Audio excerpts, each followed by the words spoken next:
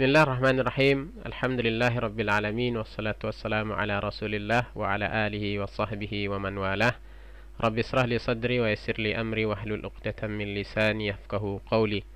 Allahumma inni as'aluka ilman nafi'a wa rizqan tayyiba wa amalan mutaqabbala. Apa kabar para siswa sekalian?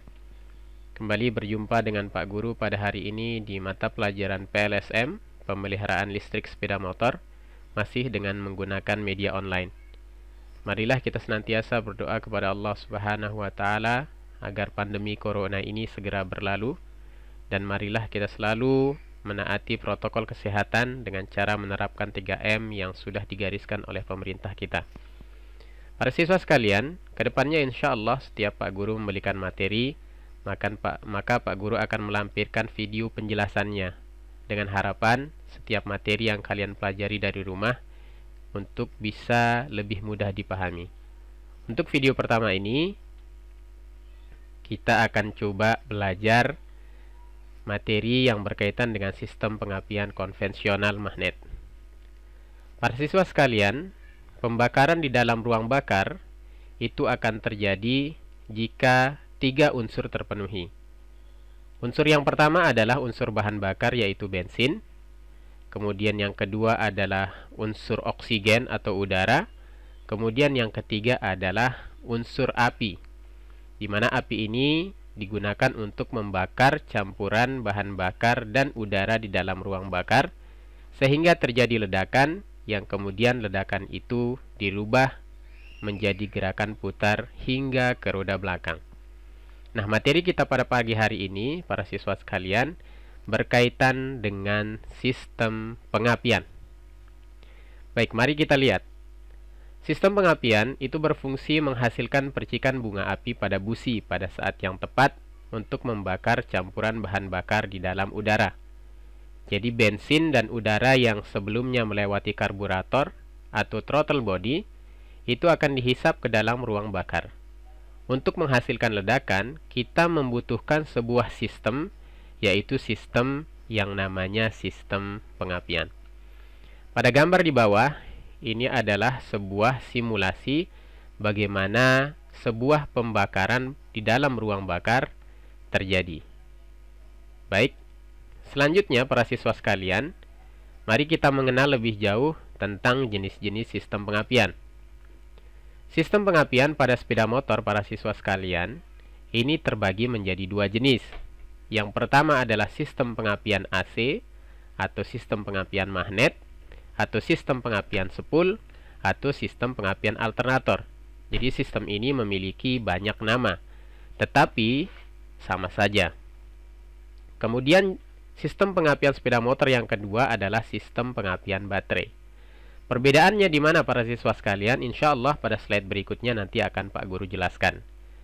Mari kita lebih jauh mengenal juga sistem pengapian AC dan sistem pengapian DC. Sistem pengapian AC sendiri itu terdiri dari 2 jenis.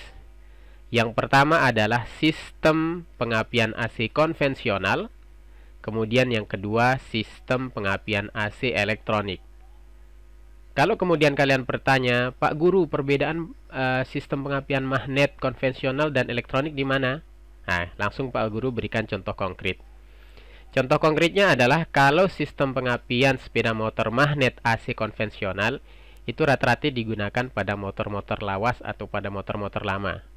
Contoh yang paling gampang mungkin adalah Honda C70, di mana sistem pengapian ini masih menggunakan kontak breaker atau platina, kemudian ada kondensor sebagai salah satu di antara banyak komponen untuk sistem pengapiannya. Untuk lebih jelasnya nanti insya Allah akan kita bahas. Kemudian sistem pengapian sepeda motor magnet elektronik. Contohnya apa? Contohnya adalah sepeda motor yang sumber pengapiannya berasal dari spool dan magnet, kemudian ditambah dengan menggunakan CDI untuk mengatur saat atau waktu pengapian. Baik, selanjutnya sistem pengapian baterai atau sistem pengapian DC itu juga terdiri dari 2 jenis.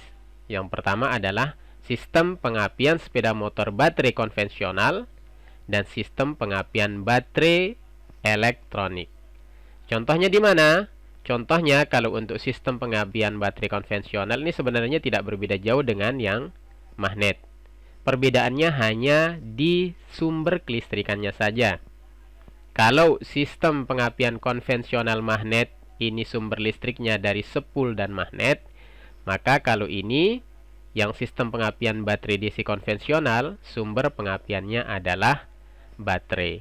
Adapun komponen-komponennya persis sama, yaitu yang terdiri dari kontak platina atau kontak breaker dan juga kondensor. Kemudian untuk yang sistem baterai elektronik ini pun sama dengan yang sistem magnet elektronik. Perbedaannya di mana? Perbedaannya hanya di sumber listriknya saja. Kalau yang magnet, Pak Guru ulangi, itu sumbernya adalah sepul dan magnet. Adapun sistem pengapian baterai yang ini sumbernya adalah baterai. Ya. Ciri khasnya adalah kalau yang elektronik ini menggunakan CDI, kemudian kalau yang baterai ini menggunakan kalau yang konvensional ini menggunakan kontak platina dan kondensor. Apa itu kontak platina, apa itu kondensor? Insya Allah pada slide-slide berikutnya akan Pak Guru jelaskan. Baik, kita lanjut. Sumber tegangan. Yang pertama adalah sumber tegangan untuk sistem pengapian magnet atau AC. Baik, kita buka semuanya untuk lebih memudahkan. Untuk sumber tegangan sistem pengapian AC, sumbernya adalah berasal dari alternator. Apa itu alternator? Alternator ini adalah istilah lain dari magnet dan sepul. Magnet ini bahasa kita ya, bahasa bengkel atau yang umum sering kita dengar di masyarakat. Jadi alternator ini adalah bahasa teknisnya yang terdiri dari magnet dan sepul. Jadi kalau ada orang yang menyebut alternator, maksudnya itu adalah magnet dan sepul. Oke. Adapun pada sistem pengapian baterai, ini sumber tegangannya berasal dari baterai atau aki. Perbedaannya, kalau sistem pengapian alternator atau magnet, jenis listrik yang dihasilkan adalah listrik bolak-balik atau AC, alternating current. Adapun sistem pengapian baterai, sumber listriknya adalah dari baterai yang berbentuk arus searah atau DC, singkatan dari direct current. Baik, yang selanjutnya. Para siswa sekalian, sebuah sistem pengapian dikatakan baik atau mumpuni di dalam melakukan tugasnya membakar campuran udara dan bahan bakar jika memenuhi minimal 2 syarat. Yang pertama adalah menghasilkan percikan bunga api yang kuat.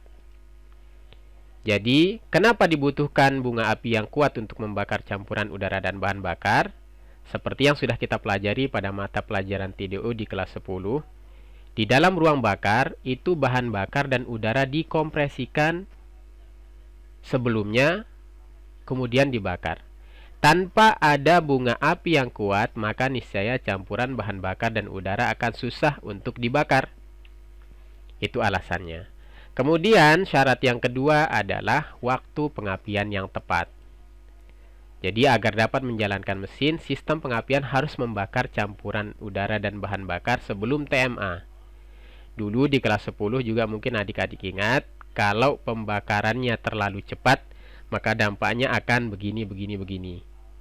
Atau kalau pengapiannya terlalu lambat, maka dampaknya akan seperti ini.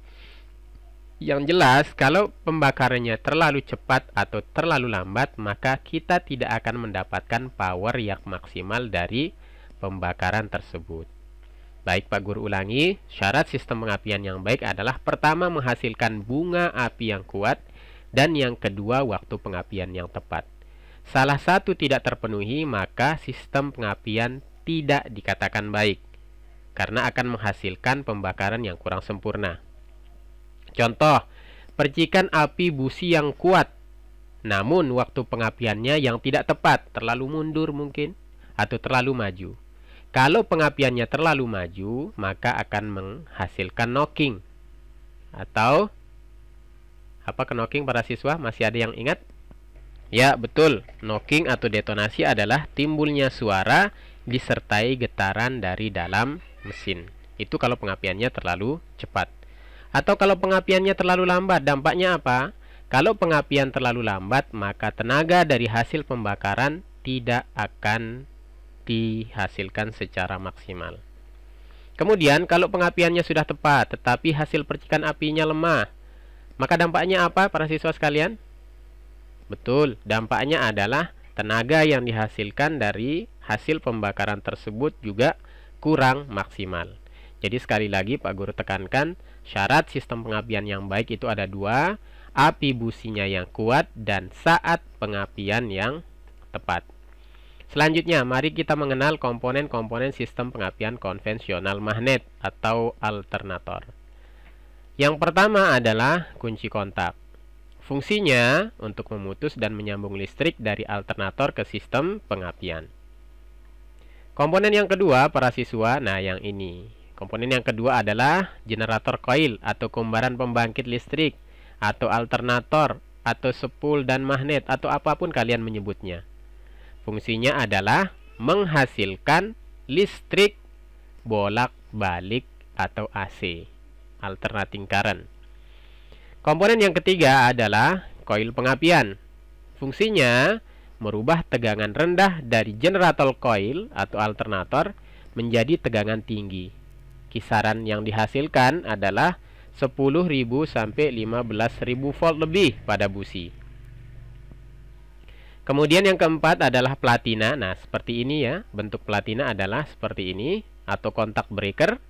Ini berfungsi untuk memutus hubungkan tegangan dari alternator ke kumparan primer coil.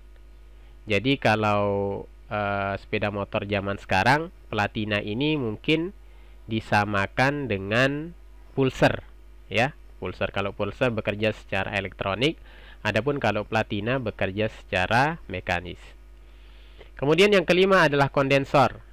Kondensor berfungsi mencegah terjadinya loncatan bunga api pada platina. Maksudnya bagaimana Pak Guru? Kok bisa terjadi loncatan bunga api pada platina? Nah, mungkin akan lebih jelas kalau kita membahas bagaimana cara kerja sistem pengapian konvensional magnet ini nantinya. Kemudian yang keenam, yang terakhir, yaitu busi berfungsi meletakkan bunga api di dalam ruang bakar untuk membakar campuran udara dan bahan bakar. Insya Allah Pak Guru yakin kalian maklum kalau busi ya. Adapun mungkin yang masih sedikit asing bagi kalian karena tidak menemukan, yaitu kondensor dan platina. Karena para siswa sekalian, teknologi yang kita bahas untuk sistem pengapian awal ini adalah hanya sebagai basic saja, hanya sebagai pondasi saja untuk lebih mengenal sistem pengapian jenis yang terkini. Baik, selanjutnya, mungkin pada episode kedua nanti Pak Guru akan jelaskan bagaimana cara kerja sistem pengapian konvensional magnet.